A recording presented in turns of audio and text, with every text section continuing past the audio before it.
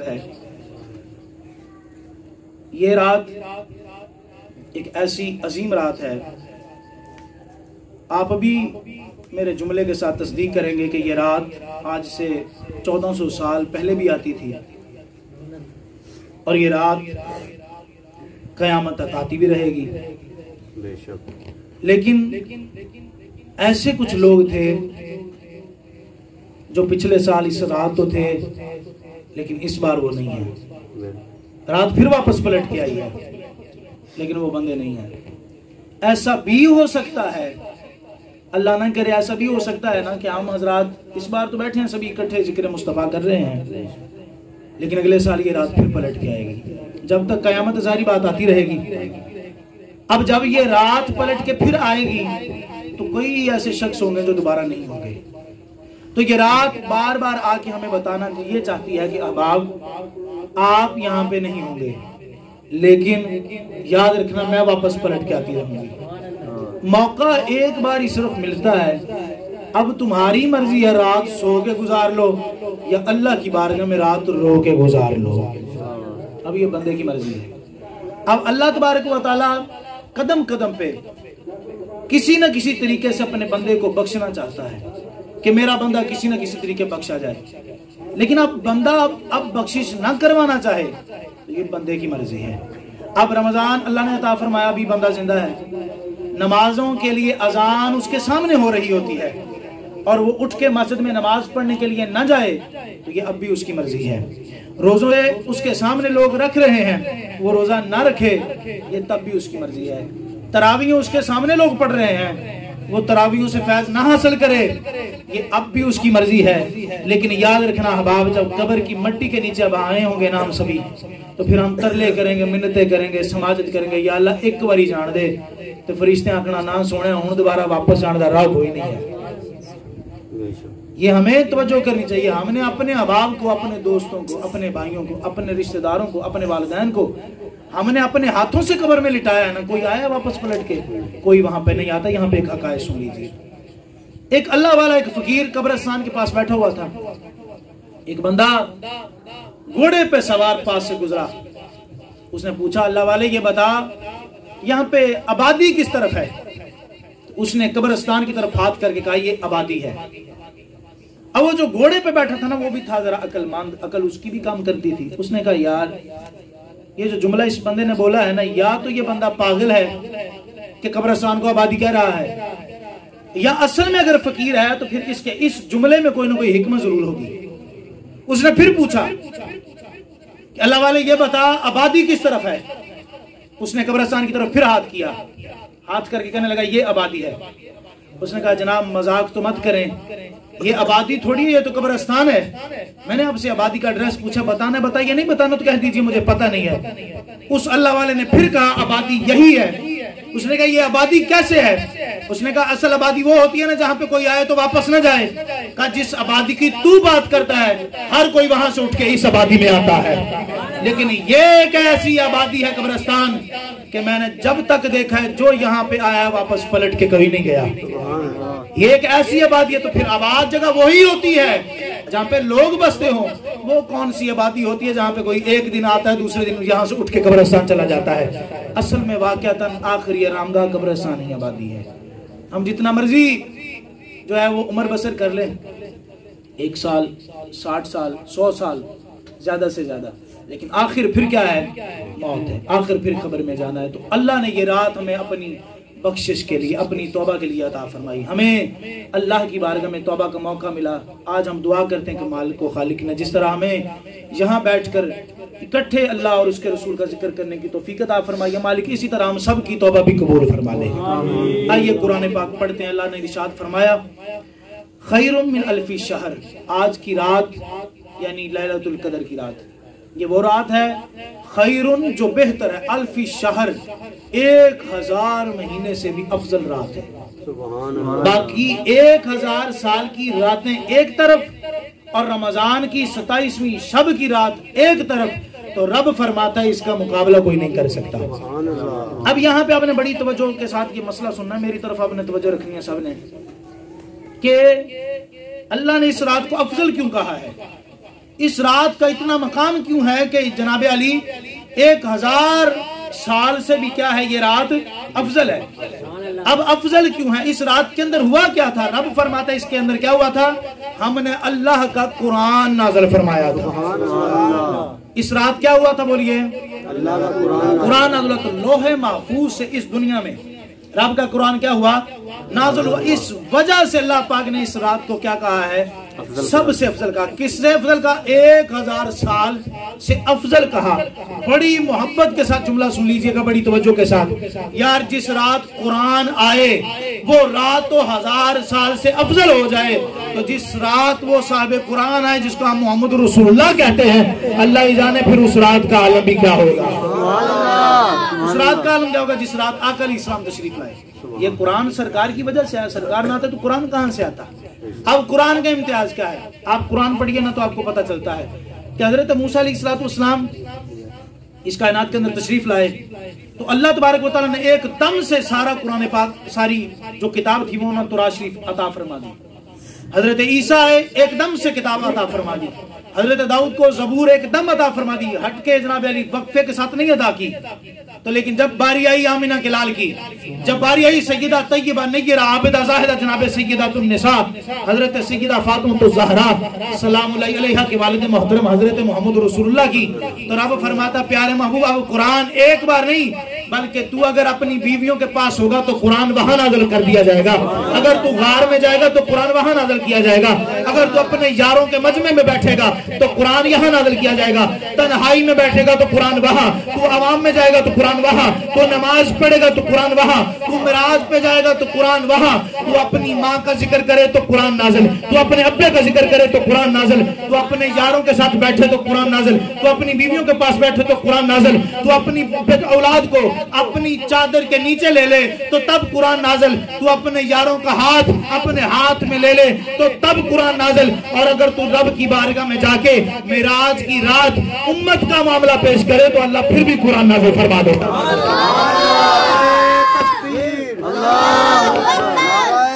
رسالت یا رسول اللہ، نعرہ حیدری یا نعرہ غوثیہ. تو اس لیے یہ قرآن کا امتیاز ہے. تو ایک شاعر نے بڑے پیارے انداز میں کہا تھا کہ لگتا ایسے ہے کہ جب سرکار بولتے ہیں نا رب پھر ہی قرآن بناتا ہے. جب سرکار بولتے ہیں تو سرکار کے تو مقام کے کیا کہنے، سرکار علیہ السلام کے تو کیا کہنے. قرآن پاک کی صرف آخری بات کر کے ليلۃ القدر کی طرف آتے ہیں کیونکہ آج قرآن بھی نازل ہوا تو اس لیے ہم نے قرآن کی بات کرنا بھی بڑا ضروری ہے. آپ نے دیکھا کہ 1400 سال 1450 سال گزر گئے ہیں قرآن پاک کو نازل ہوئے. 1450 سال 1450 سالوں میں اس کی ایک آیت بھی بدلی نہیں ہے. کسی کی اتنی جرت نہیں ہے. قرآن پاک پہلا پارہ اللہ خود ارشاد فرماتا ہے فَاتُوا بِسُورَةٍ مِّن مِّثْلِهِ، اگر کسی کی جرت ہے تو اس جیسی کوئی ایک سورت لے کر آؤ. ایک سورت. تو قرآن کائنات کے اندر بہت پڑھے پڑھے لکھے لوگ بھی آئے، بہت علم والے بھی آئے، لیکن آج تک کسی ماں نے ایسا بیٹا ہی نہیں پیدا کیا جو قرآن کے مقابلے میں ایک سورت بھی لا سکتا ہو. کیوں؟ کیونکہ اس لیے کہ یہ قرآن کسی بندے کا نازل کیا ہوا تھوڑی ہے، یہ تو رب کا نازل کیا ہوا ہے. یہاں پہ حدیث پاک سنیے. سرکار فرماتے ہیں جس بندے نے قرآن پاک کیا حفظ اور قرآن پاک حفظ کرنے کے بعد قرآن کے حق کو جانا، مطلب کیا؟ جو قرآن نے کہا حلال ہے اس نے کہا حلال ہے، قرآن نے کہا فلاں چیز حرام ہے اس نے کہا حرام ہے. آج کل ساڈا حال یہ ہو گیا ہے اسی قرآن حفظ سے کر لیندے ہیں. اللہ تبارک و تعالیٰ چلو سب نو توفیق عطا فرمائے. جنہوں نے رب نے توفیق دیتی ہے دعا کرو اللہ انہوں نے عمل کرنے دی بھی توفیق عطا فرمائے. آمین. حافظ صاحب جنی دیر تک تے مدرسے دی چار دیواری چنے نا ادو تے حافظ صاحب ہی نے تے جدہ ہی گیٹوں باہر نکلے نا تے باہر جا کے پتہ ہی نہیں چلتا کہ جناب ہن بدماش صاحب نے یا حافظ صاحب نے. ٹھیک ہے. کردار ایسا بن چکا ہے، کردار ایسا ہونا چاہیے کہ آپ کو دور سے کوئی دیکھے کہ یار یہ وہ بندہ جا رہا ہے جس کے سینے میں اللہ کا قرآن موجود ہے. کم از کم ایسا تو ہونا چاہیے. سرکار فرماتا ہے جس نے قرآن حفظ کیا اور اس کے حق کو جانا، حلال کو حلال جانا، حرام کو حرام جانا، کل قیامت والے دن جب جائے گا نا اللہ کی بارگاہ میں، جب فوت ہو جائے گا قیامت والے دن جائے گا تو اللہ حافظ صاحب کو فرمائے گا جاؤ حافظ اپنے والدین کو لے کر آؤ. یہاں پہ ایک مسئلہ اور توجہ سن لیجیے. کائنات کے اندر ایسے لوگ بھی آپ کو ملیں گے عقیدے کی بات سنتے جانا. یہ مسجد گلزار مدینہ صرف اور صرف ہم نے جناب علی خاموشی کے لیے نمازیں پڑھنے کے لیے نہیں بنائی. کہ جناب نماز پڑھی, پڑھ کے تالا لگایا, آپ اپنے گھر, ہم اپنے گھر چلے گئے. نہیں, یہ مسجد کے اندر الحمدللہ جو ہمیں سنتے ہیں قرآن و حدیث جب بیان ہوتا ہے تو انہیں پتہ چلتا ہے کہ عقیدے کی پاسداری انہیں کیسے سکھائی جاتی ہے.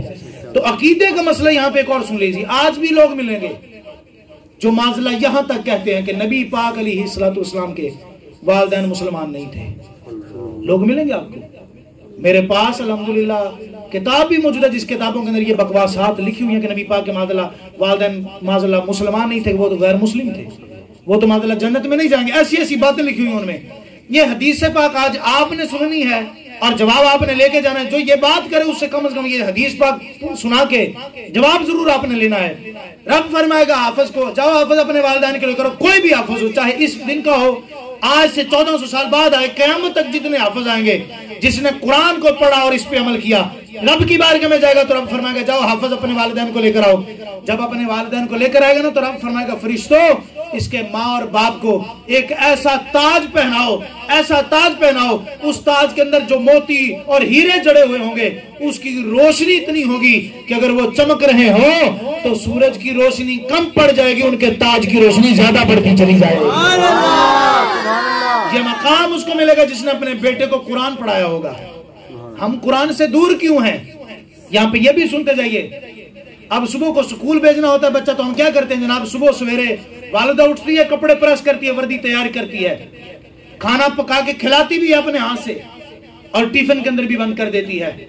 پورا انگریز تیار کر کے جناب علی موٹر سائیکل پہ بٹھا کے پیسے اس کی جیب میں ڈال کے سکول والے چھوڑنے جاتا ہے اور جناب علی وہاں تک بچے کو چھوڑ کے پھر جناب پیچھے سے بڑی محبت کے ساتھ کہتا ہے پتر ان پڑھ کے آئی, تو بچہ بھی کہتا ہے ٹھیک ہے جی پڑھ کے آواں گے.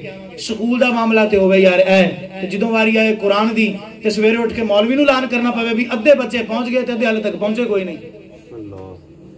جب صورتحال یہ ہو جائے دین کے ساتھ, جب دین کے ساتھ وفاق قرآن کے ساتھ ہم نے ایسی کی ہوئی ہو, جب والدین خود سوئے ہوئے اور اولادیں بھی ساتھ سوئی ہوئی ہوں, تو جدے مولوی دا لان سنے تو ہن آپ ہی بچے نو تکا لا کے کھڑو جاؤ جاؤ تیرا مولوی سادہ پہ ہے یار.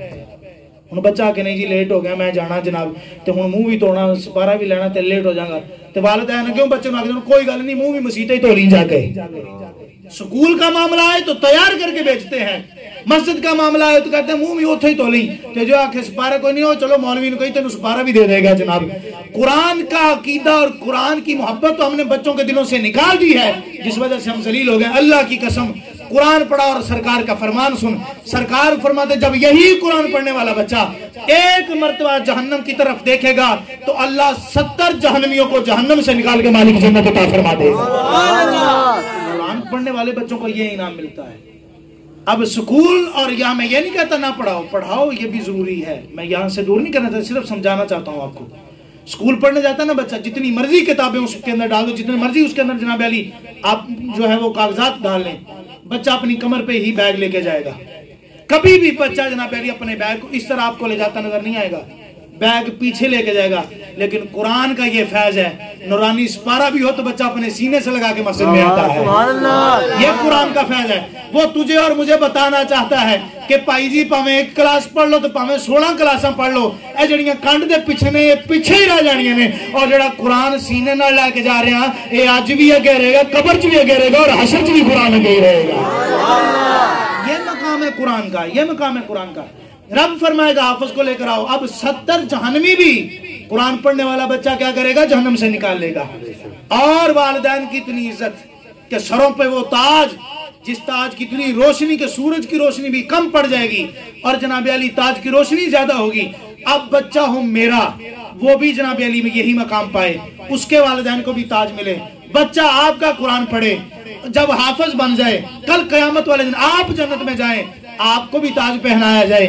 کسی کا بچہ قرآن حفظ کرے, کسی جناب چھوٹے سے چھوٹے بندے کا بھی قرآن پاک بچہ حفظ کر لے تو اس کے والدین کے سر پہ بھی تاج, اس کا والد بھی جنت میں, اس کی ماں بھی جنت میں, اس کی نظر سے 70 بندے بھی جہنم سے نکل کے جنت میں چلے جائیں. اور یار اگر آج کا بچہ قرآن پڑھے تو اس کا والدین جنت میں جا سکتا ہے. اللہ ہی جانے جس محمد پہ یہ قرآن نازل ہوتا رہا ہے اس کی ماں آمنہ اور ابا عبداللہ کا مقام کیا ہوگا, اس کے والدین کا مقام کیا ہوگا. مولوی کو ڈوب کے مر جانا چاہیے, اس لعنتی لعین کو جینے کا حق ہی نہیں ہے جو نبی کے والدین کو مسلمان نہیں کہتا. تو ذرا تحقیق کر, پتہ نہیں تیرے دادے پڑدادے بھی مسلمان نکلنے کہ نہیں نکلنے, تو نبی پاک میں ہاتھ پا رہے ہیں. عقل کرنی چاہیے ہمیں. ہم سے کوئی پوچھ رہے سناؤ آپ کے پردادے کا کیا نام ہے، مشکل کے ساتھ کئی لوگوں کو آتا ہوگا، پردادے کے دادے کا پوچھ لو، میرے سمیت آپ سمیت کسی کو بھی نہیں آتا ہوگا۔ اور یار ہمیں تو اپنوں کے نام نہیں آتے، شرم کرو آنی چاہیے ہم ان لوگوں کو جو لوگ نبی پاک علیہ السلام کے والدین پہ بکواس کرتے ہیں۔ سوچنا چاہیے ہمیں کہ کل نبی پاک علیہ السلام ہمیں جنت دیں گے کہ جب انہیں یہ پتہ چلے گا کہ یار یہ لوگ ہمارے والدین کو معاذ اللہ کافر کہتے رہے ہیں، یہ لوگ معاذ اللہ ہمارے والدین کو برا بھلا کہتے رہتے ہیں۔ خدا کا خوف کر، یہ قرآن کا فیض ہے، یہ فیض تمہیں عطا فرما رہے ہو تو اس کو قرآن کو صحیح معنوں میں بیان کر، صحیح معنوں میں سنا جو قرآن میں لکھا ہوا ہے۔ آئیے لیلۃ القدر کی طرف۔ لیلۃ القدر کی یہ جو آج رات ہے، حضرت موسیٰ علیہ السلام کو رب نے عطا فرمائی تورات۔ جب تورات ملی نا تو تورات میں پڑھا کہ ایک امت ایسی آئے گی کہ اللہ تبارک و تعالیٰ کی بارگاہ میں جب وہ سجدہ کریں گے، جب رو کے دعا کریں گے تو اللہ تعالیٰ ان کے سارے گناہ معاف فرما دے گا۔ سبحان اللہ۔ جب یہ ذکر پڑھا نا انہوں نے تورات شریف کے اندر، کس کتاب میں بولیے؟ تورات شریف۔ کس کا ذکر پڑھا؟ ایک امت کا۔ وہ کون تھے؟ آپ اور میں۔ فخر کیجئے کہ تیرا میرا ذکر رب نے تورات شریف میں بھی بیان فرمایا، تیرا میرا ذکر رب نے تورات شریف میں بیان فرمایا ہے۔ جب یہ پڑھا نا تو کہا یا اللہ، اب دعا سنی حضرت موسیٰ علیہ السلام کی، کہا یا اللہ کرم فرما اور ایسی مہربانی فرما کہ یہ جو امت ہے نا، یہ امت موسیٰ کو عطا فرما دے۔ فخر کر اپنے آپ پہ، فخر کر کہ تجھے اور مجھ کو حضرت موسیٰ بھی مانگتے رہے ہیں، تیری اور میری چاہت حضرت موسیٰ بھی کرتے رہے ہیں۔ کہا یا اللہ ہمیں یہ امت عطا کر دے۔ اللہ نے فرمایا پیارے موسیٰ نہ تو ہے ہمارا کلیم، اور یہ جس کی امت ہے وہ ہے ہمارا حبیب۔ اور حبیب اور کلیم میں فرق کیا ہوتا ہے وہ سن لیجئے۔ کلیم اس کو کہتے ہیں جو گھر کو چھوڑے، بازاروں کو چھوڑے، بستی کو چھوڑے اور چھوڑ کے کوہ طور پہاڑ پہ جائے، رب سے ہم کلام ہو، پھر اللہ تبارک و تعالیٰ سے باتیں کرے، اس کو کلیم کہتے ہیں۔ اور حبیب اس کو کہتے ہیں جو اپنی پھوپھی جان کے گھر میں سو رہا ہو اور رب عرشوں سے پیغام بھیجے، جاؤ میرے محمد پاک کو اپنے گھر سے اٹھا کے وضو کرا کے جبہ پہنا کے جنت سے سیر کراتے ہوئے اللہ سے ملاقات کے لیے لے کر آؤ۔ یہ آسان لفظوں میں سمجھ لیجئے، جو گھر سے چل کے کوہ طور پہ جائے اس کو کلیم کہتے ہیں، اور جس کو اللہ گھر سے بلائے اسے حبیب کہتے ہیں۔ تکبیر، نعرہ رسالت، نعرہ حیدری، نعرہ غوثیہ۔ تو فرمائے یہ امت ہم اپنے حبیب کو عطا فرمائیں گے۔ اگلا جملہ حدیث کا آخری جملہ اور اتنا جاندار جملہ، اب اپنے اپنی محبت کا ثبوت دینا ہے۔ حضرت موسیٰ نے عرض کی یا اللہ اچھا اگر یہ امت نہیں نہ دیتا تو پھر انج دی کرم نوازی فرما، مالکہ مینو ہی اس امت اندر پیدا فرما دے۔ تی ناز کر اپنے آپ پہ، فخر کر اپنے آپ پہ۔ ہمارے ایک شاہ صاحب تھے مدرسے کے اندر، وہ فرمانے لگے، میں ایک جگہ تقریر کر رہا تھا تو میں نے یہی کہا کہ حضرت موسیٰ بھی اس امت میں پیدا ہونے کی دعا کرتے تھے۔ تو ہمیں تو فخر ہونا چاہیے کہ یار اس امت میں پیدا ہوئے جس امتی ہونے کے لیے دعائیں نبی دعائیں کرتے رہے۔ شاہ صاحب فرمانے لگے میں نے ابھی یہ بات کی تو سامنے سے نا ایک بیچارہ چرس پینے والا، نشہ پینے والا، نشئی سا بندہ جس کو سبھی جانتے تھے، وہ کھڑا ہو گیا آگے سے، اور آگے سے کھڑا ہو کے کہنے لگا شاہ جی ایک منٹ میں نے ایک گل کا جواب دیو۔ شاہ صاحب فرمانے لگے بولو کون سی بات کرنی ہے؟ اگوں نشئی کہنے لگا شاہ جی قسم کھا کے دسو کہ حضرت موسیٰ واقعی اس امت واسطے دعا کر دے رہے؟ انہوں نے کہا بالکل اس امت واسطے دعا کر دے رہے۔ نشئی رو کے کہنے لگا شاہ جی یقین کرو میں نے آج تک کسی نے محمد دا پیار سمجھا ہے ہی نہیں۔ میں جدوں مسیدے جانا سی لوگ کی تو میں نے تکے مار کے باہر کر دیندے سی، میں نے تو پتہ آج لگا کہ میں اس نبی دا امتی ہاں جس امت وچ حضرت موسیٰ بھی پیدا ہونی دعا کر دے رہے ہیں۔ اگر یہ بات ہے تو جاؤ پھر آج سے ہم اپنا نشہ چھوڑتے ہیں اور لا الہ الا اللہ محمد رسول اللہ پکا کلمہ پڑھ کے محمد عربی کے پکے غلام بن جاتے ہیں۔ یہ فیض ہے محمد عربی صلی اللہ علیہ وسلم کی امت کا۔ تو حضرت سیدنا ادریس کی بھی بات سن لیجئے، یہ تیسرے آسمان پہ حضرت ادریس علیہ السلام، اللہ نے ان کو اٹھا کے تیسرے آسمان پہ بٹھایا ہوا ہے۔ جب سرکار گئے نا معراج پہ تشریف لے کے تو حضرت ادریس نے بڑی پیاری بات کی۔ سرکار کی بارگاہ میں کہنے لگے یا رسول اللہ صلی اللہ علیہ وسلم میں اپنے زمانے سے لے کر آپ کے زمانے تک تیسرے آسمان پہ بیٹھا ہوا ہوں، ایک مرتبہ میں نے جرت کی کہ میں جنت میں جاؤں، تو جب میں جنت کی طرف بڑھا نا تو جنت کے دروازے بند تھے، سارے دروازے بند تھے جنت کے۔ تو جب میں نے جنت کے آگے پہنچا، جنت کے دروازے پہنچا نا تو مجھے فرشتوں نے کہا نا جی آپ یہاں سے واپس چلے جائیں۔ کس کو کہا جا رہا ہے؟ وقت کے ایک نبی کو، تجھ میرے جیسے کو نہیں کہا جا رہا، کس کو کہا رہا ہے؟ نبی کو ایک کو کہا جا رہا ہے۔ کہا یہاں سے واپس چلے جائیے، میں نے عرض کی کیوں واپس کیوں چلے جاؤں, دروازے کیوں نہیں کھولے جنت کے, میں کیوں نہیں جنت میں جا سکتا؟ تو فرشتوں نے آگے سے کہا یونس پاک آپ بے شک نبی ہیں, آپ نے قیامت تک تیسرے آسمان پہ رہنا ہے, جنت میں سب سے پہلے اگر جائے گا تو اس کا نام محمد رسول اللہ صلی اللہ علیہ وسلم ہے, ان کے بعد اگر سب سے پہلے کوئی جنت میں جائے گا تو ان کی ساری امت جنت میں جائے گی, جب وہ جنت میں چلے جائے ان کی ساری امت جنت میں چلے جائے گی, پھر باقی نبیوں کی باری آئے گی, پھر ان کے نبیوں کی امتیوں کی باری بعد میں آئے گی. یہ تیرا اور میرا مقام ہے. ہمیں غور و فکر کرنی چاہیے کہ ہم نے دھوکہ کیا ہے, ہم نے اللہ رسول سے ناانصافی کی ہے, ہم نے زیادتی کی ہے کہ مالک نے اتنا کچھ عطا کیا ہمیں یار, تو ہم ایک نماز بھی نہ پڑھ سکے, ہم معافی بھی نہ مانگ سکے, ہم توبہ بھی نہ کر سکے. آئیے ایک جملہ سن لیجیے حضرت سیدنا جنید بغدادی رحمۃ اللہ تعالی علیہ کا. آپ ارشاد فرماتے ہیں ایک فقیر سے آپ نے پوچھا تمہارا حال کیسا ہے, تمہارا حال کیسا ہے؟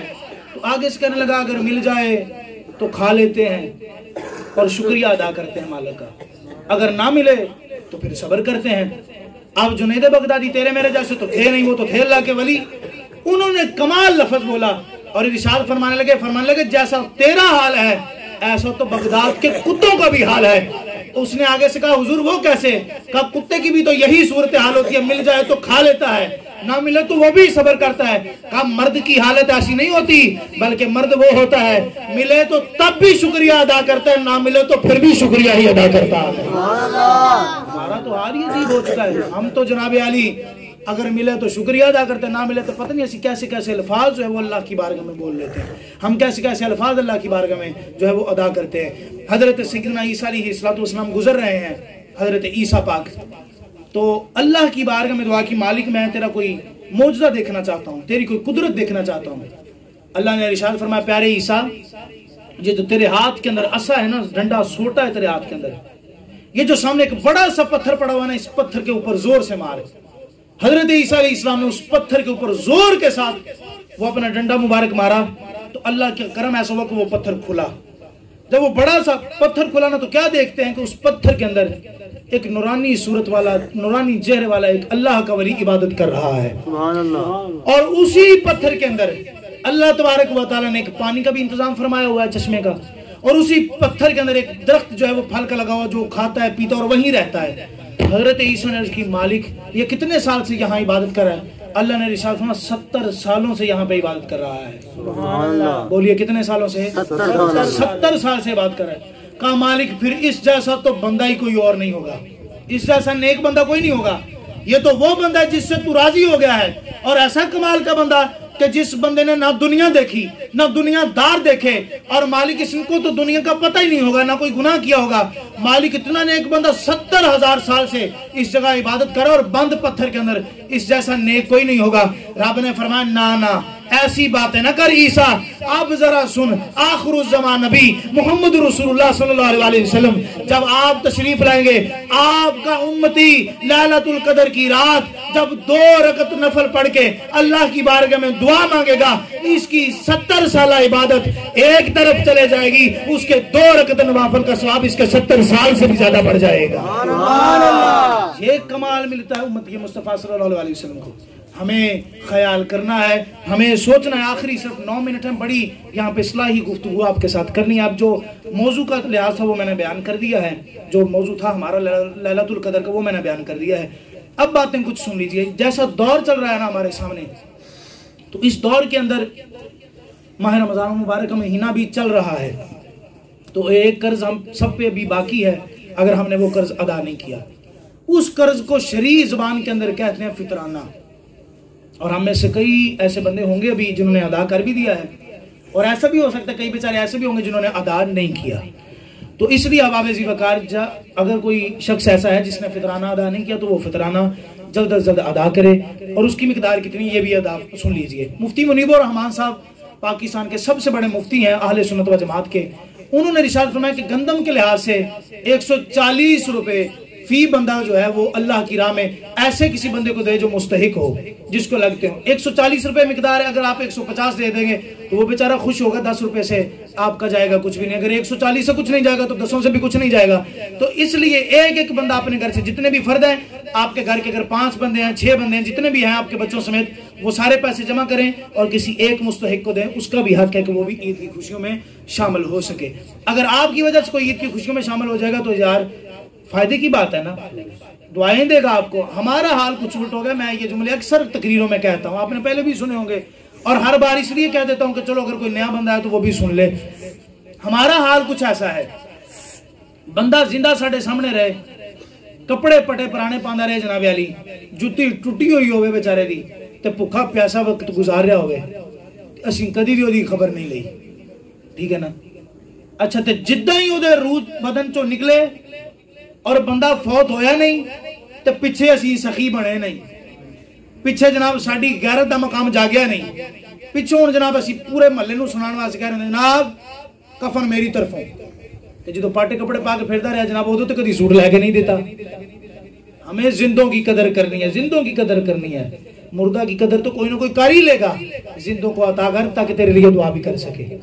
ہمارے سامنے لقمے کو لوگ ترستے رہے اور ہم نے کھانا تک نہیں دیا، جب مرا تو ہم نے کہا لے جی ایک ہی سالے سوابہ سے دیکھ میں لا دیں گا، اللہ کی قسم ہے رب وہ تیری دیکھ قبول نہیں فرمائے گا اگر تو نے زندہ اس بندے کا خیال نہیں کیا ہے۔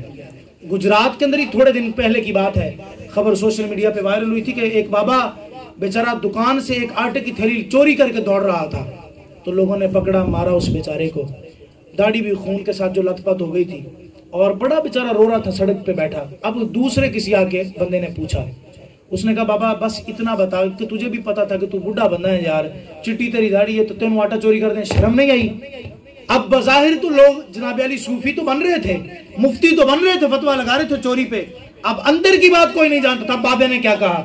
اس نے کہا 7 دن ہو گیا روزانہ اس چوک پہ آکے کھڑا ہوتا ہوں، اس چوک پہ آکے کھڑا ہوتا ہوں، کوئی مجھے مزدوری کے لیے لے جائے، مجھے کوئی کام پہ لے جائے تاکہ میں حلال رزق کما کے اپنے بچوں کا پیٹ پال سکوں، لیکن روزانہ لوگ چھوڑ کے چلے جاتے ہیں کہ بابے نے کڑا کام کرنا ہے جی، ایک اس کام دا ایسی تے جوان مزدوروں لے کے جانا۔ جب 7 دن گزر گئے ہیں، میری جناب گھر میں جو ہے وہ جوان بیٹیاں بھوک سے مر رہی ہیں، جوان بچے بھوک سے مر رہے ہیں، تو میں نے ان کا پیٹ پالنے کے لیے جب ان کا چہرہ میرے سامنے آتا تھا تو سوائے چوری پہ میرے ہاتھ میں کچھ بھی نہیں بچا تھا۔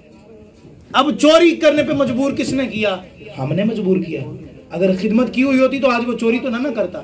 یہی کیس ایک مرتبہ کسی اللہ والے کے پاس گیا تھا، اس نے کہا اگر کوئی بھوک کی وجہ سے چوری کرتا ہے تو پھر اس بندے کے نہ ہاتھ کاٹے جائیں جو چوری کر رہا ہے، نہیں بلکہ اس کے ہاتھ کاٹے جائیں جو وقت کا وزیر اعظم ہو، اس وقت کے حاکم کے ہاتھ کاٹو کہ تجھے شرم نہیں آتی، تو کس بات کا حاکم بنا پھرتا ہے؟ تیری رایا کے اندر، تیری مخلوق کے اندر جناب علی جن سے ووٹیں لیتا رہا ہے، وہ بندے بھوک اور پیاس کی وجہ سے بھوکے مر رہے ہیں اور جناب تو وزیر اعظم بنا پڑا ہے۔ حضرت فاروق اعظم نے تو فرمایا تھا میرے دورہ خلافت میں اگر دجلہ کے کنارے پہ کوئی کتا بھی پیاسا مر گیا تو فاروق اعظم نے اس کا بھی جواب دینا ہے۔ وہ تو کتوں کا جواب دے رہے ہیں کہ اگر کتا فوت ہو گیا تو ہم نے اس کا جواب دینا ہے۔ ہماری نظروں کے سامنے بندے بھوکے پیاسے مرتے رہے اور آج تک ہم نے احساس نہیں کیا۔ اللہ کی قسم ہے، دین صرف اور صرف نمازوں کا نام نہیں ہے، دین صرف قرآن پڑھنے کا نام نہیں ہے، دین صرف اور صرف تسبیح پہ تسبیح پھیرنے کا نام نہیں ہے، دین کسی کو بھوکے کو روٹی کھلانے کا نام بھی ہے، دین کسی پیاسے کو پانی پلانے کا نام بھی ہے، دین کسی کو کپڑے پہنانے کا نام بھی ہے، دین کسی بیوہ و یتیم کے سر پہ ہاتھ رکھنے کا نام بھی دین مصطفیٰ صلی اللہ علیہ وسلم ہے۔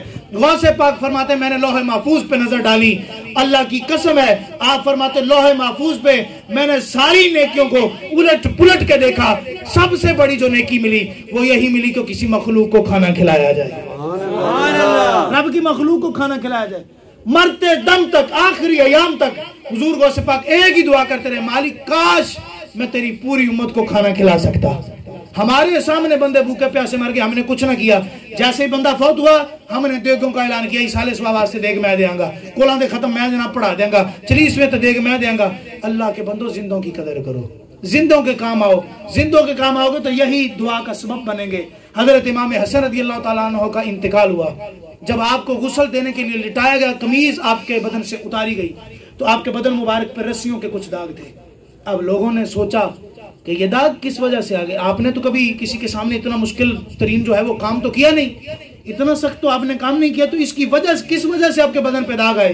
تو پاس ہی غلام کھڑا تھا، اس نے کہا اللہ کی قسم آج امام کی عزت کا مسئلہ ہے، نہیں تو امام نے مجھ سے وعدہ لیا تھا کہ قیامت تک زبان نہیں کھولنی ہے، اگر آج عزت کا مسئلہ نہ ہوتا تو میں کسی کو بتاتا نہ، اب سنو کہ یہ داغ کس وجہ سے ہے۔ رات جب ہوتی تو امام پاک کیا کرتے؟ اگر کوئی مستحق پتہ ہوتا کہ مدینے کی سرزمین پہ کوئی بھوکا پیاسا مر رہا ہے، کوئی بیوہ تڑپ رہی ہے، کوئی یتیم بچے رو رہے ہیں روٹی کی وجہ سے، تو امام پاک خود آتے بیت المال میں، سارا راشن بھرتے بوری کے اندر، اور مجھے فرماتے کہ یہ بوری جو ہے وہ میرے کندھوں پہ لاد دے۔ میں منتیں اور سماجتیں کرتا کہ حضور میں آپ کا نوکر غلام تو ہوں، آپ مجھے یہ دے دیجئے، میں ہی اپنے کندھوں پہ اٹھا کے دے دیتا ہوں۔ تو آپ آگے سے فرماتے آج تو بوجھ تو اٹھا لے گا، بتا قیامت والے دن بوجھ کون اٹھائے گا؟ قیامت والے دن میرا بوجھ کون اٹھائے گا؟ فرمایا رات کے اندھیرے کے اندر لوگوں کا راشن پہنچانے والی کس کی ذات ہے؟ مولا حسن کی ذات ہے۔ لوگوں کو پتہ بھی نہیں چلتا تھا کہ جناب علی یہ روٹی کون دے گیا، یہ راشن کون دے گیا ہے۔ ہم نے تو کسی ایک کو آٹے کی تھیلی دینی ہو وہ بھی فیس بک پہ سیلفی ڈالتے ہیں، کتے کو نالی سے نکالنا ہو تو وہ بھی تصویر لے کے فیس بک پہ ڈالتے ہیں۔ ہم نے تو اپنے یار آپ سب سمیت ہم نے بزرگوں سے سنا تھا کہ جناب علی نیکی کرو اور کنویں میں ڈال، نیکی کر دریا میں ڈال تاکہ کسی کو پتہ نہ چلے نیکی کی ہے کہ نہیں کی۔ سرکار فرماتے ایک ہاتھ سے صدقہ دو، دوسرے کو پتہ بھی نہیں چلنا چاہیے کہ صدقہ دیا کہ نہیں دیا۔ پہلے معاملہ تھا کہ نیکی دریا میں ڈال، اور آج کل معاملہ ہی الٹا، نیکی فیس بک پہ ڈال۔ سمجھ آ رہی ہے کہ نہیں آ رہی؟ ہم نے تو اپنی نیکی کو اس طرح کیا ہے۔ اب جب وہ غریب بندہ تھا، اس کی غربت کا ایک محلے والوں کو پتہ ہوگا یار، تو جب فیس بک پہ ڈال دیا پوری دنیا میں اس کی غربت کا تماشا نچایا ہے ہم نے۔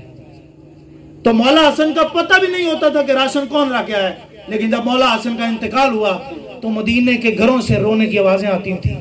جب کسی کو راشن نہیں نہ ملتا تھا، لوگ تڑپتے تھے، تو تب لوگوں کو پتہ چلتا تھا کہ جناب یہ رات کے اندھیرے میں جو ہمارے دروازوں کے پاس راشن چھوڑ جاتا تھا وہ کوئی اور نہیں، وہ علی کا بیٹا مولا حسن پاک ہی تھے۔ تو اس طرح نیکی کرنی چاہیے، یہ بھی دین میں شامل ہے۔ دین صرف نمازوں کا نام نہیں، میں نے عرض کر دیا پہلے، سرکار خود فرماتے ہیں کہ سب سے بڑی نیکی یہ ہے کسی بھوکے کو پیٹ بھر کے کھانا کھلایا جائے۔ تو یہ بھی خدمت سر انجام دیجئے، جن احباب نے ابھی تک فطرانہ نہیں ادا کیا وہ ادا کریں۔ اللہ تبارک و تعالیٰ کی بارگاہ میں دعا ہے کہ مال کو خالق ہمیں عمل کرنے کی توفیق عطا فرمائے۔ وآخر دعوانا